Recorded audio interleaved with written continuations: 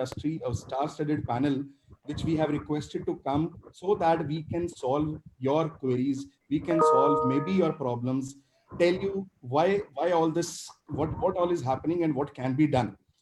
We get a lot of queries from patients who are chronic renal failure, patients who are on dialysis, patients who are stuck due to lockdown.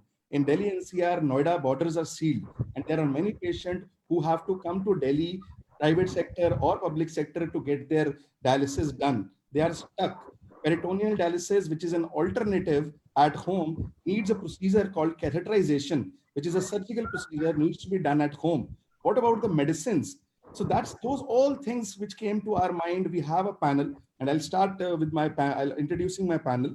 So we will have questions to our panel. We'll have discussions on this panel, and towards the end, in the chat box of the Zoom, you can or on your FB page, you can note down your questions in the FB comments, and our team will get those questions to me, which I can specifically ask to the doctors. So thanks all the doctors, thanks my panelists today. Let me introduce, first of all, Dr. Vivekanand Jha. He is the Executive Director of the George Institute for Global Health India, Professor of Nephrology and James Martin Fellow, University of Oxford, Conjoint Professor of Medicine, University of New South Wales, Sydney, President, International Society of Nephrology, a veteran from PGI Chandigarh, where he has ruled the roost for ages, one of the best known names in nephrology, also holds FRCP Edinburgh, FAMS degrees, total experience of 35 years, more than 220 publications, Deputy Editor of Indian Journal of Nephrology, Associate Editor of American Journal of Kidney Diseases and American Journal of Transplantation, Editor of the Cochrane Renal Group and Advisory Boards of several other journals, presently also associated with Fortis Esquire Heart Institute. Wow, I tried my level best to make it as small as possible. I also have with me, I welcome Dr. Jha. Thank you.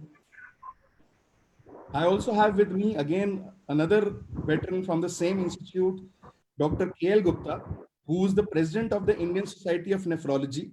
Again, a vast experience since 1983 with PGI in various roles, and in last role, he was the ex-HOD of PGI. He has also been honored with various awards, including fellowships of National Academy of Nephrology in India and Royal College of Physicians UK and American Society of Nephrology. I welcome you, Dr. Gupta. Today, I am very proud and privileged to introduce Dr. Alok Silodia, who happens to be my batchmate for 5.5 years before he went to America. He is consultant at St. Vincent Kokomo Hospital and Home Dialysis Therapy, Fresenius Kidney Care in Indiana. He did his MD from my college itself, and then went to Bethlehem, Pennsylvania, where he completed his MD medicine again and is a board certified internal medicine person.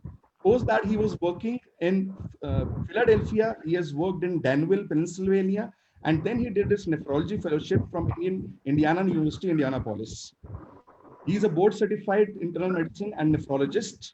He is affiliated to Community Harvard Regional Health and St. Vincent Kokomo, and has been awarded the Health Grades Honor Roll. Welcome, Alok, and thanks for your time. I know you have OPD after this. Thank you, Gaurav. Thank you for having me.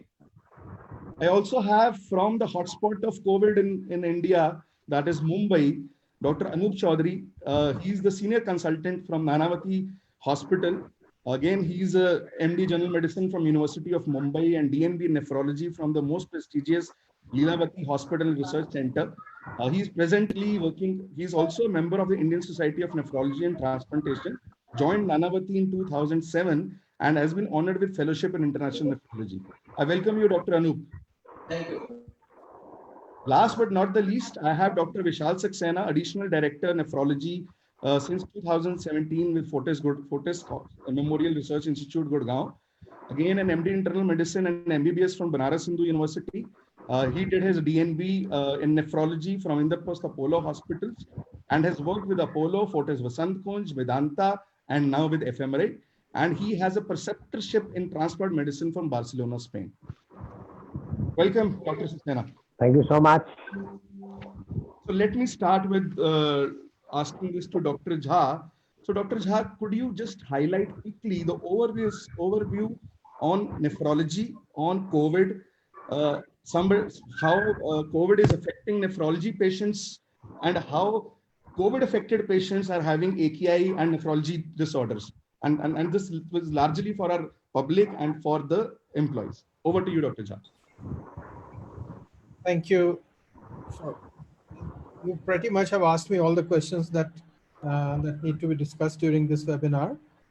And if I start answering all of them, probably no one else will have anything to say. So I'll just try to really, just touch the high points and leave the details for further discussion.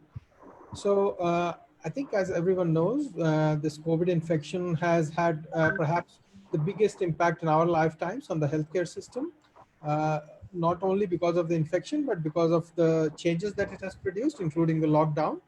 Uh, it has impacted all aspects of healthcare, especially of care of people with pre-existing diseases, such as those with kidney diseases. We'll focus only on kidney diseases. Now, kidney disease patients are quite unique in their treatment needs. So you have patients with early stage kidney disease who require to visit hospitals from time to time. Of course, many hospitals are closed because of COVID. Their outpatient services are not functioning. And many of these patients with stable chronic kidney disease are able to receive care perhaps through teleconsultation facilities or even by calling their physicians. But I think the situation is quite different for patients with advanced kidney failure who are on dialysis, especially in-center hemodialysis. They need to be able to visit the hemodialysis center every 2 to 3 days in order to get their dialysis. If they don't do so, they will very quickly become really ill and may even die in just a matter of days. So that's something which is really important, and we can discuss the details of what are the challenges they are facing, including travel, uh, restrictions and interruptions in supply chain, and so on and so forth. Uh, Many patients with kidney failure undergo kidney transplantation. So kidney transplant patients receive immunosuppressive therapy. Kidney transplant surgery has been put on hold in almost all states of India. Some centers are doing kidney transplant surgery from deceased donor organs after taking special permissions, but routine surgeries have been put on hold. So I think these are, a bit of special challenges that patients with kidney disease are facing during COVID. Now, you also asked me the question about what happens to patients who develop COVID infection and do they develop, kidney involvement. So yes, the answer to that is that patients will most likely develop kidney involvement, especially if they have severe infection and they require hospitalization. So there is data now from US, UK, etc., that shows that about 20 to 30% patients develop kidney involvement if they have COVID infection. And if they go on to require ICU care, especially ventilatory care, the requirement goes up even more, and almost 80% might develop kidney failure and might require dialysis. So there are different ways of doing dialysis, and again, we can discuss the details of those during the course of discussion. Thank you, sir. So what if I have understood is, sir, that the COVID, which was touted to be a more of a respiratory disease, is affecting kidneys, and 80% of the people with severe COVID infections will land up having a AKI or will need some renal replacement therapy. Yes, that's indeed true. And the more severe the infection is, the more likely kidney failure is going to be. And once patients develop kidney failure, their risk of surviving the infection also go down quite substantially, unfortunately. Yes, sir. Dr. Gupta, would you like to add something to this? Vivek said is very true. I only wanted to add that the problem that we are seeing, other than respiratory, or of course the AKI, very important coming attention, but it's a multi-organ disease. We are seeing patients with cardiac issues, having malignant dysrhythmias, they're having heart failure, and similarly thrombosis of the coronaries. And venous thrombosis is a very common problem, arterial thrombosis, and now there is an issue of giving prophylactic anticoagulants in these people. The studies are going on. Can have gastrointestinal involvement. Diarrhea is one of the important symptoms. They can have pancreatitis, and they can have neuromuscular, musculoskeletal involvement, rhabdomyolysis, directly because of cytotoxicity, because of the viral infection, as well as because they're in ICU and they're paralyzed and the drugs and others. And of course, the neurological involvement is very well described. There have been reports of these patients having meningitis and encephalitis. And in addition, the kidney disease, beside kidney failure, there are other problems. Even glomerulonephritis have been reported. The patient can have proteinuria and hematuria to the extent of 70 to 80% in these patients, according to some workers in this field. Thank you, sir. Alok, any data pointers? Your US is leading in the world now after China in data. So, Unfortunately. So, yeah, as far as the data is concerned, it's too preliminary to say the exact numbers. What the data we have is being analyzed and published is from Wuhan and from other Chinese studies. There's some data started coming out from Italy and France and so on and so forth. But the exact incidence, first of all, we have not even sure about the exact incidence of COVID-19 infection due to the same problem all across the board of lack of testing. Now we have come up that 50 to 60% of the patients with COVID might be asymptomatic, never been like even tested. So when there is not enough testing all over the world, we are undershooting the number of the actual COVID infection. Now, out of that, saying that we know the exact incidence of the AKI, I mean, yes, we can quote some studies. But again, I mean, the largest cohort which came out from Wuhan, the last I checked was about 700 patients who are critically ill. So all these numbers and data are from like the sickest of the sick people who actually sought the hospital care, who were sick enough to be in the ICU or at least in the hospital. And then they have been tested for like a routine test, and then they have been found to have AKI or hematuria and proteinuria. That's another point which I want to raise, is that AKI as defined by KDIGO guidelines is not the only thing which is present. I mean, with the Wuhan data, we saw that, I mean, the actual AKI percentage was much lower. But if you take in account proteinuria and hematuria, now that becomes that 50, 60, even 80%, pushing to that limit. So yes, taking in context, it's all I can say is that it is a higher incidence in this COVID infection, but is it just because those patients were very sick and then they have hemodynamic changes, they have thrombotic microangiopathy, they have like other glomerulonephritis, direct cellular toxicity? yeah. Alok, your voice. Oversimplified and saying that like, yeah. Yeah, All right. thank you, Alok. Let me go to Dr. Anup now. So Dr. Anup, Dr. Vivekanand Jha told that patients can't survive without dialysis for some time. Could you throw that light on that and how your patients are managing when hospital after hospital is closing in Mumbai? I initially knew that there was a problem with Cefi, then Bhatia, then Breach Candy, and today morning you told me even JJ Hospital has become a cluster. So could you please throw some light on that? Yes, actually, I will say in Mumbai there are a lot of standalone as well as in center or in hospital dialysis units. First outbreak started in hospital center, and those units were shut down by BMC, and those patients were shifted to another unit because they were in need of dialysis. Even though they have given their COVID test, minimum turnaround time was 48 hours, and those patients who are becoming breathless, they were taking dialysis in another unit. So similarly, even one patient is going to another unit. Sequentially, in a period of 3 weeks, 17 dialysis units they have to shut down.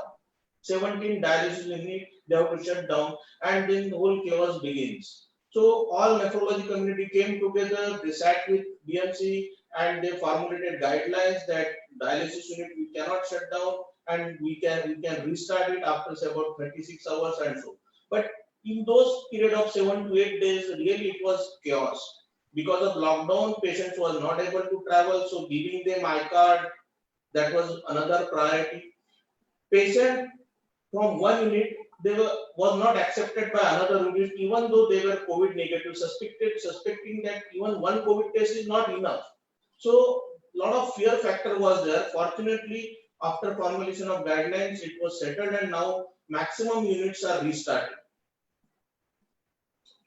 Nanavati being a COVID hospital, our experience was like 2/3 part of our hospital is COVID and 1/3 is non-COVID. So we are accepting COVID patients for hemodialysis. which we created a facility on emergency basis. We deployed 6 machines on in separate ward with the isolation facility for COVID positive dialysis patients.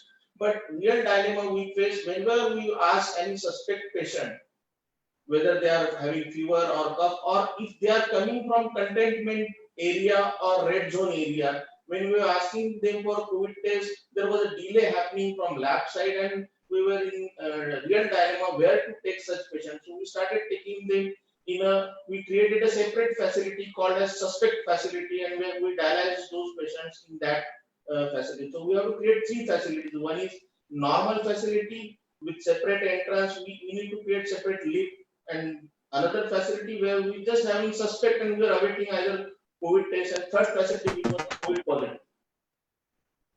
Great. And has the work been overwhelming for the normal people also? I can understand that the work increased in the suspect and the confirmed COVID cases, but after these dialysis facilities, they became operational. Has the loads increased, decreased, or they're the same? All of the dialysis unit load is same, but we still not able to gather how many patients we lost. That will come later on. But according to my basic information, we lost quite a significant number of patients. Oh, that's sad. So coming to Dr. Vishal, sir, what has been the experience in NCR? Sir, you are on mute. Dr. Vishal, you are on mute. Oh, Gaurav, am I audible? Yes, yes, you are audible now. Yeah. So the situation is almost the same as everybody said. See, there are two aspects of kidney injury that we are talking about. One is the acute kidney injury that already Dr. Gupta and Dr. Jha said, as like they land up into severe sepsis kind of multi-organ dysfunction where they require dialysis and their outcome is not good, as in multi-organ dysfunction. Second is those patients who are electively on dialysis, who are twice or thrice a week on dialysis. These are the patients who are facing challenges. And the problem is that the symptoms of corona in a chronic kidney disease patient are so much of overlapping. They can have pneumonias, they can come with fluid overload, which can present with breathlessness. So sometimes, you are just removing patients from a list where they could have opted for a regular dialysis. So the challenge comes where you have a suspect COVID kind of patient, where to treat and how to treat that patient. And in these kind of patients, I think you have to do 2, 3 things. One is that you have to isolate these patients till the time they are proven negative for a corona. Till the time you have to treat them in isolation. For an isolated patient, again, you have to maintain an isolation staffing facility. So you have to doffing and donning and everything has to be taken care in that place to be kept away. Secondly, the risk of cross infections in dialysis patients, again, they come from community, so community acquired infection, and from the technicians, because technicians are very much nearer to these patients. So there is a lot of challenge that is coming in for the chronic kidney disease patients. So it's the same as in, I think, everywhere in the country, except that what we have done in our hospital is that we have divided the staff. So who are seeing patients on an alternate day basis. So Monday, Wednesday, Friday patients, they are seen by the same staff, and Tuesday, Thursday, Saturday patients are seen by the same staff. So what happens is that one set of staff gets exposed to one set of patients only. So that way, at least one half we can protect from getting exposed to all of the patients, and the unit can be sanitized if somebody turns out to be a COVID positive later on.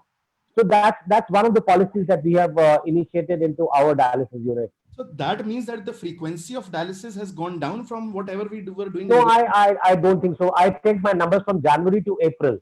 I mean, till 25th April, it has not gone down. Except, yes, those people who are coming twice a week, if they can manage, if they have a good urine output, they can manage with potassium binding resins, oral alkali, and control the fluid intake and output. We also say that from thrice you can come down to twice a week at the most. But if you ask them totally to go off dialysis, I think that's not viable. I mean, that was my question. That there must be cases where we have low down. Dr. Gupta, you want to add there, right? Yeah, this was regarding the number of patients, whether going up, down, or same. My observation, like I'm working in a private institution, University Maulana Arshi Markandeshwar, we used to have 24 to 25 patients a day, and now, of course, number has come down to 7 to 10. Maybe because of the movement restrictions, and then we have even stopped taking patients from Saharanpur, which has been declared red zone. even PGI, we used to have, I was interacting with my colleagues now, we used to have around 70 patients every day, but now only 16 to 17 patients are coming because we are not taking now my colleagues, I mean, me and my colleagues or whatever, now still I feel part of that. So they're not taking now maintenance patients. We are not taking maintenance before also, but somehow patients also are also not coming that much. They're trying to manage if possible. And your question was earlier whether you can do without it. I think Vivek was asking this question. I mean, your colleague was asking this question whether you can do without. Indeed, if you can manage from 3 times to 2 times, and you can watch your potassium and other thing, and you can do some restrictions as commonly advised, maybe it is maybe that's the reason. But other colleagues, of course, as Dr. Vishal was saying, maybe some hospitals are getting more number of patients. Let me be clear about one point. Every day, in the best of times, about 500 new patients develop kidney failure in India and require dialysis. It is foolish to think that those patients are not developing kidney failure anymore. They are still developing kidney failure. They still require dialysis. If they are not coming, it is because they are helpless because of some reason or the other, and in many of these instances, they may just be dying at home. So we must recognize that that is happening. Patients are not just mysteriously disappearing somewhere else. So that's something which is very important for us to realize. We may be able to, reduce the dialysis requirement, and a small minority of patients might be able to tolerate that. But for a majority of patients, that's not a viable long-term solution. We should also recognize that dialysis is quite unique in its ability to help patients. And if you cut down dialysis, you don't see its bad impact in the short term, but in the long term, that poor impact does become apparent. So we have to be cognizant of all of that. Having said that, it's also important that we put in place good practices to make sure that our ability to provide treatment is uninterrupted. And in that the most important resource are our dialysis staff. And so we need to do as much as we can to protect the dialysis staff. So we need to provide them with full personal protective equipments. I think, as Vishal mentioned, we need to really make sure that our staff remains as protected as possible, in the way that they're exposed to only a fixed number of patients again and again, and you have to really regimentize their schedules so that they know when they come, when they're going. They also need to become more disciplined in the way they conduct themselves in the dialysis unit. For example, even casual chit chat, going close to even their other friends, is not advisable in this situation. They should not be sitting in the same place and eating, because the process of eating generates a bit of aerosolization. So they should not be eating together. So there are a number of small things that need to be put in place, and it's really important for us to make sure that we're providing all the support to our staff so that they remain healthy, because if they're not healthy, then our services will shut down. Thank you, sir. Thank you. And let me just recap whatever got discussed, and then I'll have 2 more questions. So what we have discussed is that these are extraordinary times where there is a fear psychosis in terms of the patients also, and in terms of the hospitals also, and the dialysis center provider also. The new normal is making us make new protocols, processes, so that the people who are not infected with COVID don't get it. And from the COVID affected patients, our people don't get it. Our own healthcare providers don't get it. And the second very interesting point I think Dr. Jha made is that the patients are not disappearing. If they are not reaching hospitals, there is something wrong with them, right? So having understood all these things, Dr. Jha, let me first come to this question itself. Yeah, Dr. Vishal, you want to add something? Yeah, I mean, I have yet to see patients who are disappearing from dialysis. I mean, in Delhi NCR, at least where I sit in Gurgaon, I have yet to see a patient disappearing. I don't think there's a problem commuting to and from. Of course, there will be some subset of people, but most of the time, the dialysis patients do come with an attendant or a driver. And I think the government is making adequate things that the patient is not disturbed. So I would not say that patients are dropping out of dialysis unit, or I'm seeing a rapid decline in the number. That's yet to be seen. I mean, yes, in the long term, I don't know. But as of now, in the last 2 months, I have not seen any patient dropping off dialysis just because he could not reach the dialysis facility or he had any problem while commuting. I mean, yet to see that part. Thanks for that. But I think Dr. Anoop had a completely different version where 17 dialysis centers got shut. And I know for sure that there are many people in the peripheries who are dependent on the urban areas or on these metros or semi-metros to get the dialysis done, who are not able to travel because still there is a lot of, yeah. Dr. Gupta, you want to add, right? It should not be misunderstood to saying, I'm not saying that. Dr. Gupta, your voice is breaking, and need, can you just come near to the your? Yeah. What I'm saying that it's not that I mean to say that patients are disappearing and there's a decreased need of dialysis in these patients. It is because of the logistics. People are not able to make it possible to reach because of the issues, and the sitting like in Gurgaon, Medanta is a different issue. Sitting in Nanavati is different. But in periphery, where people come from villages, it becomes difficult for them. And then the issues of economics is there, the travel, the discrimination, Correct, sir. winter, all these issues are there. So of course, it's not only true of kidney disease, even it's true of other procedures like cardiac. We don't see that much patient coming with the myocardial infarction being done, the primary stenting or PCI, whatever. There is overall, there is a decrease of the, patients are somehow, Dr. Jha said, like maybe many of them are dying at home. That's true. It's quite very true, very true. But somehow there has been fall in the reporting to the hospital from the patients. Yeah, Alok, I'll come back to you. Give me a minute. I'll come back to you. Dr. Jha, my pertinent question to you is, how do we protect these disappearing patients? This is the problem. And that's why public awareness. Patients are not disappearing, but they are not able to reach where they need to. So there are a few things. One is that there may be a few medical measures that we can take to maximize their ability to continue to live without dialysis for some time. So there are a number of drugs. I think people mentioned advising water restriction, salt restriction, potassium restriction, because these are a few things that might jeopardize their life. If they have buildup of acid in their body, we can give them some alkali therapy and so on and so forth. So we can increase the dose of diuretics, which increase the urinary volume. But these are all temporizing measures, and they can work for a few days, but not for necessarily very long. Unfortunately, when a patient requires dialysis, definitely if some, for example, if a clinical indication or if a biochemical indication arises, then we will have to give them dialysis. Dialysis can be either hemodialysis or peritoneal dialysis, which is another type of dialysis that the patients can do at home. But to start even peritoneal dialysis, the patient first needs to come to a hospital. So presentation to a hospital is necessary, at least to start dialysis. And after that, the patient may decide what form of dialysis suits him or her, depending on where they live, what is their transport situation, are they able to undertake self-care, do they have any caregiver at home who can support them with peritoneal dialysis, and so on and so forth. So there are a number of issues, but they need to be decided after discussion between the patient and their treating doctors.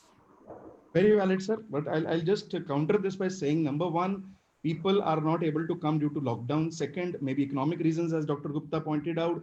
Third, people are fearful to go into the hospital. They don't know whether they'll get cross-contaminated.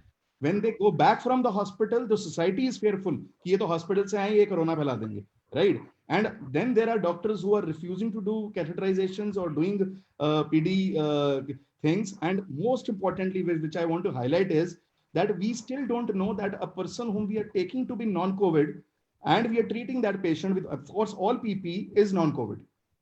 So any one of you, any views on these are the problems which are coming to our limelight also? Yeah, Dr. Gupta.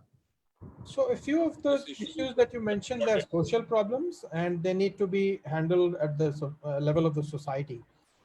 They are not in the medical domain, right? And so that's very clear. And of course, all of those issues that you pointed out, they're very unfortunate, and we should do all that we can to counter all the misinformation that goes on, especially on social media, and sometimes even in resident welfare associations and so on and so forth. I think there are a few vigilante groups that start, doing these things which are counterproductive and very unfortunate. They are not good commentaries on the status of our society. So that's number one. But the second is about the medical issues. I think most of the medical community has been doing its best to provide care to patients with COVID infection. Of course, as I said, it's really critical for the healthcare workers to be fully protected. So availability of PPEs is important. Now, this trend of trying to find out whether a patient is uh, COVID positive or not, there is no real solution to this, because there is no guarantee that in an asymptomatic person, if you do a test today and if the patient turns out to be negative today, the same patient will not be negative to, will not become positive in a couple of days, or that the test that you have done today is a false negative. So I think that should not give any false sense of security. And the only thing to do is when providing such a care is important, full protection must be available to the person providing such care. Thank you, sir. Dr. Vishal, you want to add, and then I'll go to Dr. Gupta and Alok. Yeah. Yeah, I think you very rightly said that one, the society, you have to remove that stigma, which a lot of people feel that people coming or going to hospital, I mean, they will carry the infection with them because infection is everywhere. So you just cannot discriminate that somebody coming from the hospital is carrying one thing. That is the one thing. Secondly, you need to educate your staff. That is the most important thing, especially because loss of dialysis staff. I mean, it takes years to train a dialysis staff, and rather lose it in a day. You lose 5 technicians in a day because they got exposed to a corona positive patient. So that is a challenge basically. So the most important thing at this point in time would be proper education, availability of the PPE kits, and teaching them social distancing, which has to be remain and which will continue. I think this will become a norm now. The social distancing, it has come here to stay. I mean, I don't see a very quick solution to that in the next coming year. At least I don't see that. So we have to learn to live with corona, and testing every patient for COVID is not sustainable, neither is feasible, and nor is going to add any value, as rightly said. It rather adds to a false sense of security. So once negative, we should not deem it like he will remain negative forever, because some patients turn up after 5 to 14 days, they turn up with a COVID positive report. So I think proper education, screening at the time before they enter the dialysis unit, screening at a time before they enter the hospital premises. There are multiple checkpoints that you have to ensure while the patient is entering the dialysis unit, and your staff to be educated, recording their temperatures, asking about their histories. If there are certain checkpoints, although despite that you may miss certain patients, but I think they will further mitigate the effects of these patients.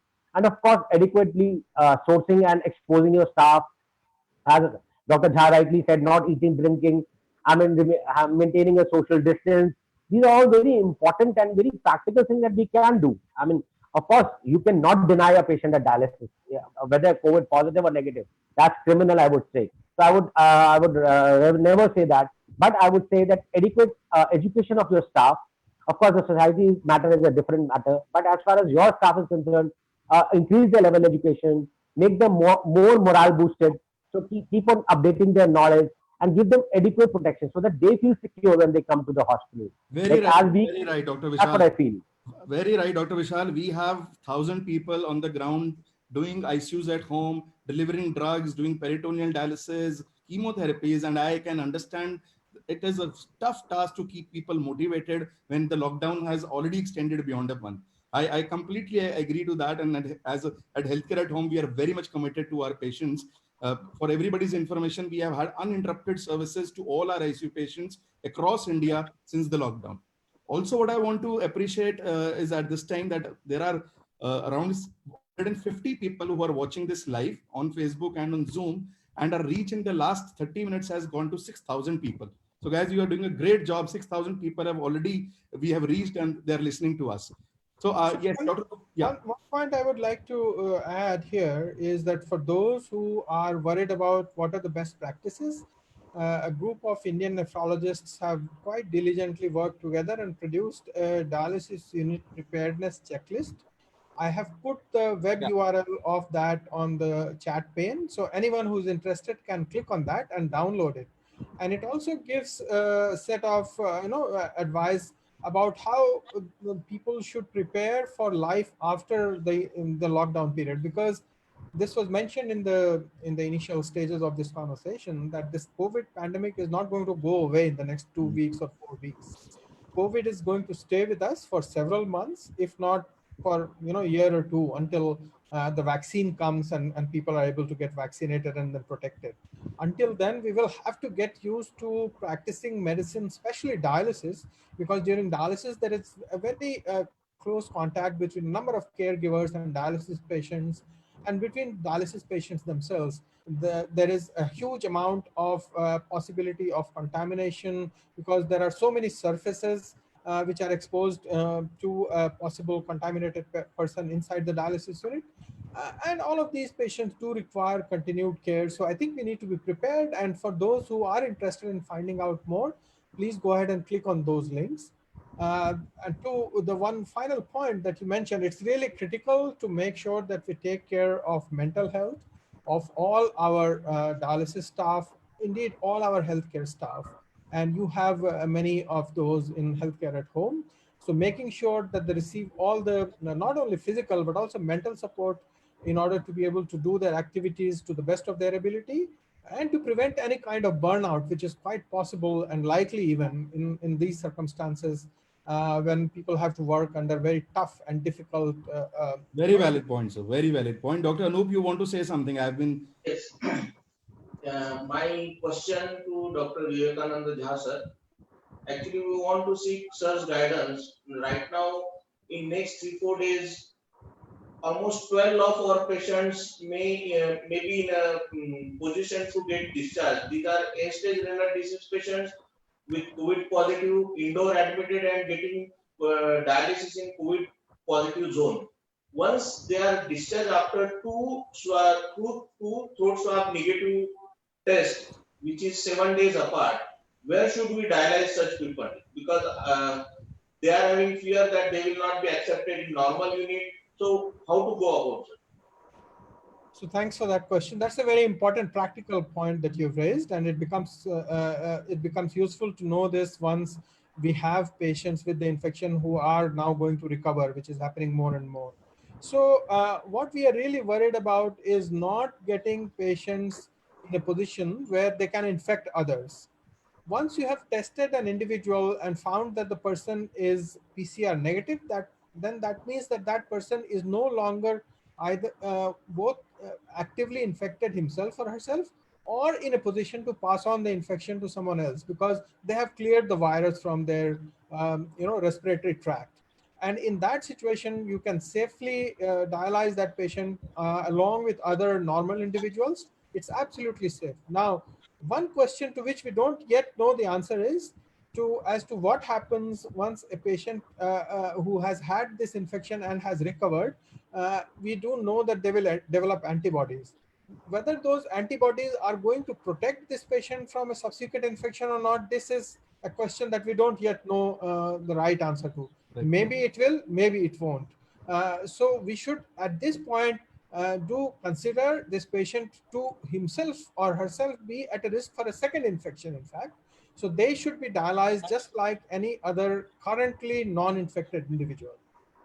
Thank you, Dr. Virakam Jha. And I think now once we have discussed, हमने discuss किया कि patients को hospital में जाने से पहले क्या precautions लेने चाहिए, क्या screening होनी चाहिए, dialysis कैसे होना चाहिए, during dialysis, how the staff needs to behave more stringently, what patient needs to do. And now, thanks to Dr. Anup, we even know the discharge protocol for a dialysis patient.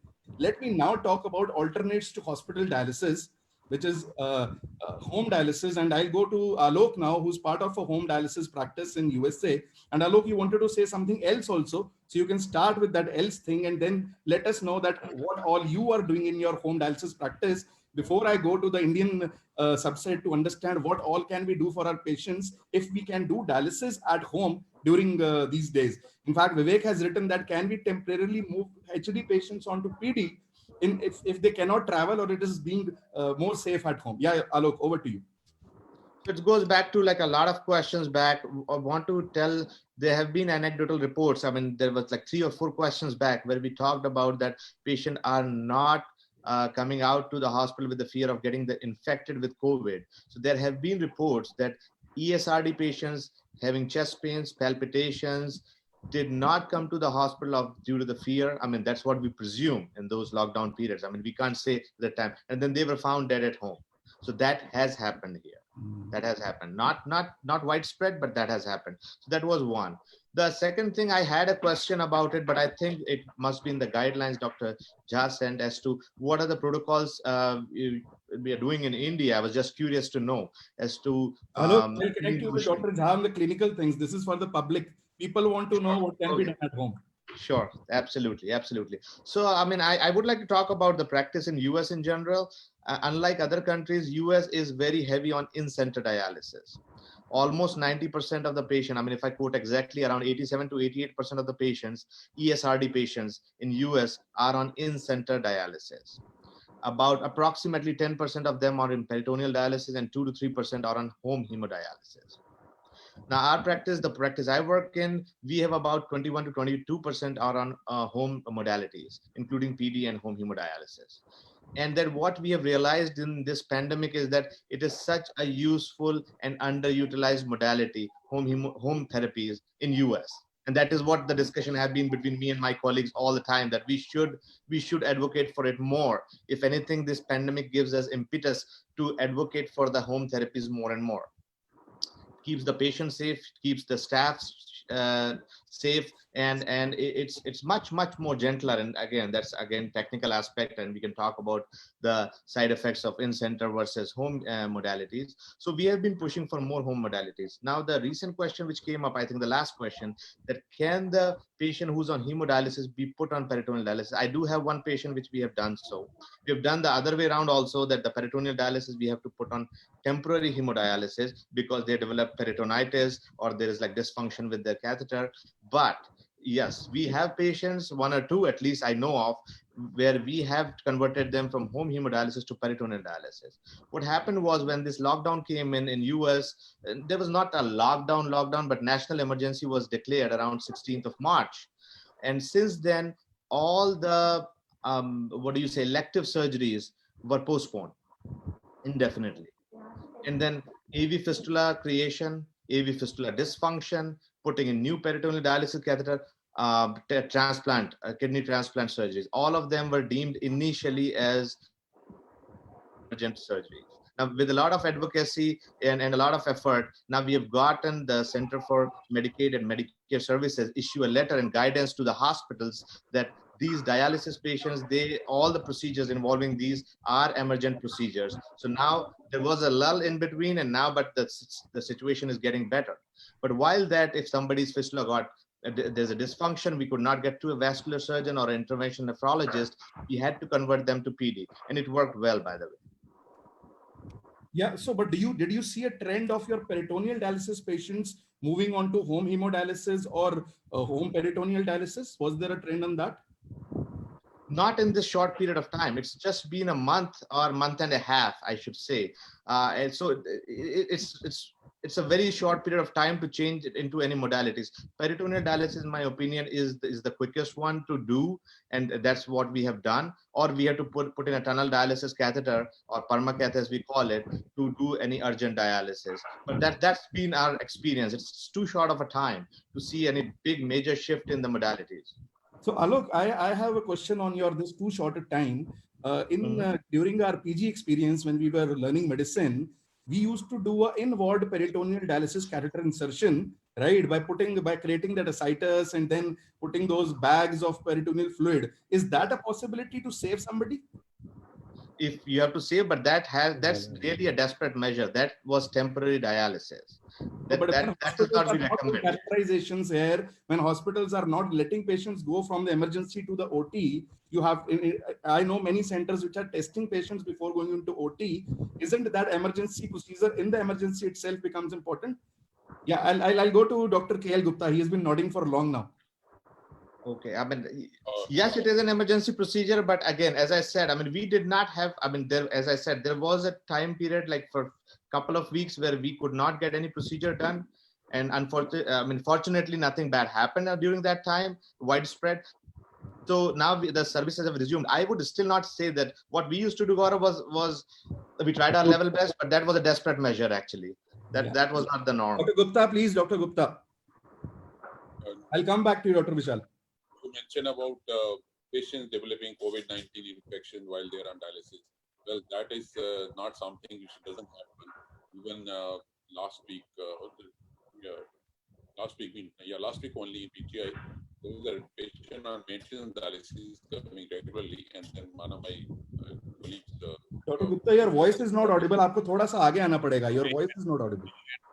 The patient who was on maintenance dialysis, was developing dyspnea more than usual, and it was suspected and proved to be COVID-19 positive. To avoid such situation, what Mayers, Dr. Vivek, and Dr. Vishal mentioned, of course, we have now guidelines from Ministry of Health how to follow the protocols for the patients coming to the dialysis units, what we need to do inside, how to manage the patient with suspected COVID-19 infection, and how to deal with the COVID-19 patients on dialysis, and how to tackle the machines and staff. Of course, education is a very important part. The second thing which I wanted to mention about the role of peritoneal dialysis. First of all, home hemodialysis is not possible in India. It's not there. Maybe in Australia, they more often they do it. But in India, I would definitely say we should go more for peritoneal dialysis. You would raise the question, you send the questionnaire that peritoneal dialysis may be difficult to sort of catch it. Of course, you are not doing elective surgeries, but these are emergencies. So I think we should do the peritoneal dialysis, and the question is training these people. That raises some issues of the staff and thing, but if it is possible, we can do that. And even in emergency, we can do the acute dialysis, which we used to do earlier, and sometimes we have to life-saving procedures, we have to do it. That's my impression. Yeah, Dr. Vishal. Yeah, so there were two things you were talking about, Gaurav. One was about acute PD, that you said you used to create a pseudoascites and then do a peritoneal dialysis. So those are those days when we also did that. We have done away with those things nowadays. So we have got portable ROs, we've got portable machines, which can be shifted to the ER isolation. So for a COVID patient, positive patient, already they are being kept in the ICUs, and ICUs already have those RO attachments. So you just have to move a machine and connect it, and you can do a conventional hemodialysis in these patients, or a CRRT if required in a hemodynamically unstable patient. So I don't think that would be a challenge in these kind of hospitals where we work. I mean, I don't think that would be a challenge. Secondly, coming to peritoneal dialysis versus home hemodialysis, I mean, both are very good options. There's no doubt about it. It depends on the mindset of the family, of the patient, and of the paying capacity as well. I mean, there are a lot of issues, and India is a country which deals with a lot of social, economic, and emotional issues. So just ruling out home hemodialysis, I would not agree to that. I would say if people can afford it, and as we have companies like Healthcare at Home and all these companies, if viable, yes, you can offer them home hemodialysis so that they can be comfortable in the home environment. A technician go and connect, and he'll be in touch with a doctor. But as Dr. Gupta rightly said, and Dr. Jha also said, peritoneal dialysis is another very good option. And but the only problem in these times is, one, to operate them, and two, how to train them. Because after 2 weeks of insertion, you will be able to train the family and the staff. So logistics and that also will require some kind of communication going up and down the hospital. So these are the two concerns I have. I agree for both. So Dr. PD Vishal, and Dr. Shah, I'll come to you. Dr. Shah. So Dr. Vishal, very interestingly, you said that companies like us can do home hemodialysis. You are doing. It's not happening at this time. Getting a ICU patient managed where we are struggling to get a ventilator or a bed in these times, setting up a RO and getting a machine is very difficult. I've had 10 patients requesting me, "Aap jitne paise le lo, lekin kar do." It's not possible. That's a question I'll raise with Dr. Jha also and Dr. Gupta also. But coming to the second part of the training, if you doctors are ready to do catheterization, we have a team of 100 people across the country who are training peritoneal dialysis patient every month, every day. They have been doing this for last 5 years because we work with Baxter for that program, right? Which is the biggest makers of PD fluid, right? So we can devise solutions where this training can be done sometime in the hospital, as much as less in the hospital, and can be carried at home. So I hope I was able to answer that. Dr. K. Gupta is, yeah, Vishal. Vishal, you're sitting in Gurgaon Vedanta Hospital. Your patients are different category, and it's Right, not, sir. Agreed, sir. home dialysis is not possible because in India, it's not like I was visiting when I was in Australia.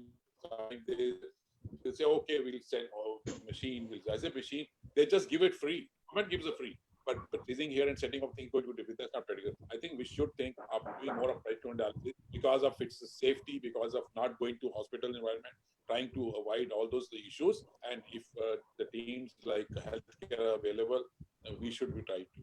Yeah, Vishal. I totally agree with what Dr. Gupta says. I'm not denying that. But the thing is that if the peritoneal dialysis was so successful, if we were so inclined towards using peritoneal dialysis, then why we have been like trained to do in-center hemodialysis as compared to peritoneal dialysis? Why we don't have a why we don't have a more percentage of patients on peritoneal dialysis as compared to in-center Thanks for raising hemodialysis? that point, Dr. Whether COVID or no COVID. I mean, Dr. Anup, you have been silent for long now. Yeah. See, in a city like Mumbai, where the place to stay is very small, people feel like 1 BHK is like their dream house, some 400 carpet is like their dream house.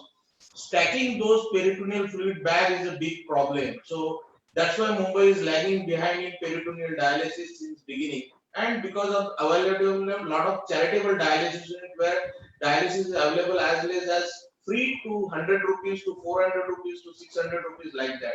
So I think for a city like Mumbai where there is an epicenter, reducing the duration of dialysis from 4 to 3 hours for those patients who are having good urine output, or reducing the frequency from thrice to twice will be an answer. Plus running additional shift to accommodate all such patients who are running from shutdown unit to different unit will be the answer. So what about a mobile hemodialysis van for Mumbai? Does that work? I think nowadays we are not seeing such kind of vans which were in existence, say about 3-4 years before. But right now in this pandemic, we are not seeing any help from such kind of vans. Dr. Gupta, what is your opinion on taking this mobile vans with RO centers, machines to the periphery, not in Gurgaon? I'm very comfortable. With the telemedicine now, Alok managing all his OPD and IPD through telemedicine. I'm not in big cities, and I don't see those sort of patients. Now, the point was made regarding the space issues. Of course, you talk about Mumbai. I'm not talking about Mumbai. I'm talking about other cities, smaller. And I'm talking about the period of lockdown. I'm not talking.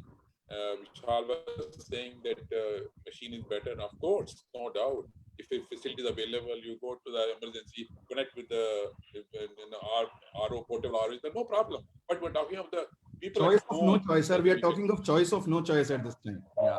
So I had reserved Dr. Vivekanand Jha for the last. Let me come with this questions to Dr. Jha now. Home PD, home hemodialysis, mobile vans. What do we do to save more lives which can't reach hospitals? Thank you.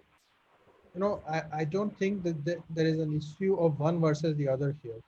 I think you have to deliver the treatment that suits the patient, both in terms of their socioeconomic status, their living condition, and the medical requirements. So we have to make the most appropriate choice for every patient. However, having said that, in terms of the overall impact of dialysis treatment, both on the health systems as well as on patient independence, patient well-being, home therapies are generally preferred around the world. It doesn't matter that, you know, this event is being organized by Healthcare at Home, which has an interest in this therapy. But despite all of that, I think home therapies are generally preferred all over the world. There will be a certain number of patients who will not be suitable for home therapies, for whom in-center therapies are essential, right? Or there would be other patients who are suitable to either, but will choose one or the other. Again, it's their choice, and they have to be able to do that. But when we are in such a special situation, such as a pandemic, at that time, every choice is not available to everyone. For example, travel is not easy, as we have discussed many times. And it is in the interest of that patient who is not able to travel easily to get a therapy which can be done at home. Now, to the point that peritoneal dialysis always needs a 2 week break-in period and training in hospital, there are alternatives available to all of those, and we know how to do it. Training patients at home is possible. It's done all over the world, so patients are not necessarily trained in hospital. Catheter insertion certainly will require a visit to the hospital, but that doesn't need to be a long visit. The peritoneal dialysis catheter insertion is quite often an outpatient procedure as well, and it can be done and the patient can be sent home quite quickly. Peritoneal dialysis can be started even on the same day after catheter insertion. You did mention about the PD catheter insertion you used to do in your medical college days. Those things are still possible and they will save hundreds of lives if done in a timely manner. We should also remember that patients, if God forbid, if we see a large number of coronavirus infected patients who develop acute renal failure, as it happened in US, this will quickly overwhelm the existing facilities. The existing hemodialysis machines will be fully occupied, and there will be even more patients needing dialysis who cannot be accommodated on hemodialysis or CRRT type equipments. In that case, there will be no choice but to treat them with peritoneal dialysis. And this is being done in United States, the UK, in many countries. So peritoneal dialysis is certainly something that we should consider. But like I said, I will stress that it should be tailored to patient needs and the healthcare situation at that particular point of time.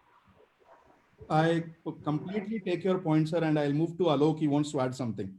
Yeah, I just wanted to add, as echoed what Dr. Jha said, in New York, at least in Sinai, I've seen that all the machine and the equipments were in short supply. So they've started a program of acute peritoneal dialysis, wherein the ESRD patient or the patient who are requiring dialysis, they have put in the PD catheter urgently and started the peritoneal dialysis. And then once they are recovered, they're sent home with even with 2 or 3 days of training, and with a home visiting nurses going in there to sort of reinforce that training.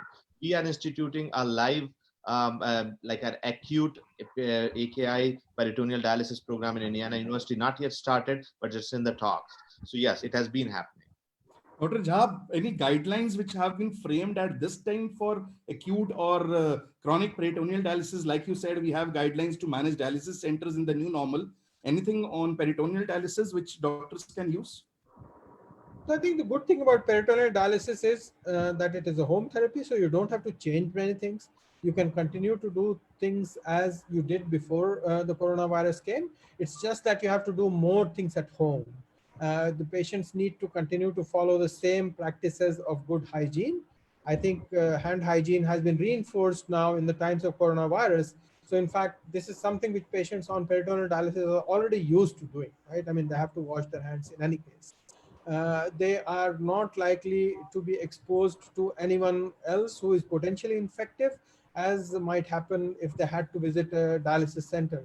So they will be around, their own family members, and hopefully all of them will be following appropriate precautions to prevent the spread of coronavirus.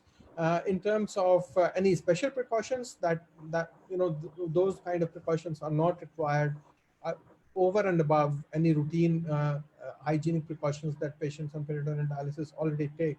The only added requirement for any patient who is to be newly started on peritoneal dialysis is the requirement for getting trained on how to do peritoneal dialysis at home. And if there is an urgent start required, maybe use of automated peritoneal dialysis machine will help them get through the first 2 weeks period, during which we don't advise normally patients to start ambulatory peritoneal dialysis. Thank you, sir. And in precautions, sir, in our oncology webinar, people said that people who are onco patients should do general masking at home also. So is that a requirement for the CRF patients also, that the family members and the patient should put a mask during at home also, and not only when they go outside? No, that's not required. I don't know why on the oncology people follow this practice, but I don't see any rationale to follow this such a practice when inside their own homes. and not getting exposed to irregular visitors inside the homes. Dr. Anup, you wanted to make a point when Dr. Jha was speaking. No, no. I asked questions. Okay, I'll just come to that. There is one question which has been doing the rounds for long, and I'll pose that to Dr. Vishal Saxena, that what special precautions do transplant patients take at this time who have had recent transplant?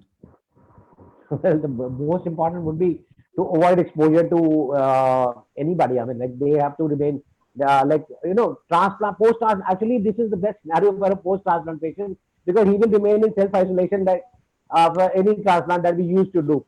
The only thing he has to do is again continue to remain in isolation as he does, remain with his family members, avoid external contacts with anybody, and normally for the first month, like we call twice a week, then once a week, then once in a fortnight, we now do a telemedicine consult for those patients, avoiding this thing. The blood samples are collected at home. The TAC levels and everything is now home collected, so you can have a home collection person coming and you're not exposed to the external environment. And you just have to follow the norms that you normally procedure. What will happen to these patients once they acquire COVID? I mean, that is something to be seen. I have yet to see somebody with a post kidney transplant who has it. But for a transplant patient, just they have to quarantine them. I mean, they have to be more cautious because they come in a category of immunosuppressed. Anyways, all the kidney patients come in a category of immunosuppressed. So kidney transplant patients are no exception to that, but they are on immunosuppressive medication. So they need to avoid any kind of external exposure. And in India, touchwood, this is a lockdown time, so nobody is visiting anybody. So already we are all at home only, quarantine. Except I go to the hospital, I come back, take shower, change into my old clothes, and then get back to my family members. So I think for the transplant patient also it remains the same. They are avoiding all kind of external contact. Even the vendors in the societies, especially the vendors, are made to come and put the things downstairs. Then your servant or you, somebody for a family members wears a mask, goes down, collected to sanitize themselves. While entering your home, you sanitize again your hands, and then whatever you bring in, you put it in a sanitized way. So already for the transplant patient, I think they just have to follow the same kind of decorum that we used to tell them before Corona also. Thank you, That, thank you so much, Dr. Vishal. I must tell people that we are now reached to 12,000 more people and extended our webinar by 2 minutes. Alok, before I recap, you have last 30 seconds to talk. We throughout the webinar, we had more than 150 people live. Yeah, Alok. So just two comments on the things, two myths, or I would say something which did not come up in the discussion I want to dispel. One, all the transplant patients, or we have been telling this, and it's been very imperative that to tell the transplant patient that they have to take their immunosuppressive medicine just as before the COVID. No change in that, because immunosuppressive medicine as such gives you a lot of anxiety, especially in the time of pandemic. So we have to tell them that like you have to take it. You should just forget that if there is a corona, you should take your medicine as is. The second important thing, what Dr. Jha was saying about PD, there's a lot of I don't know whether there were questions in India or not, but a lot of questions in US about how to dispose the peritoneal dialysis effluent. So far, there's been no studies and not been proven that the effluent contains virus or can transmit virus in any way. So that effluent could be discarded as it was discarded before without any fear. That's all we can say for now.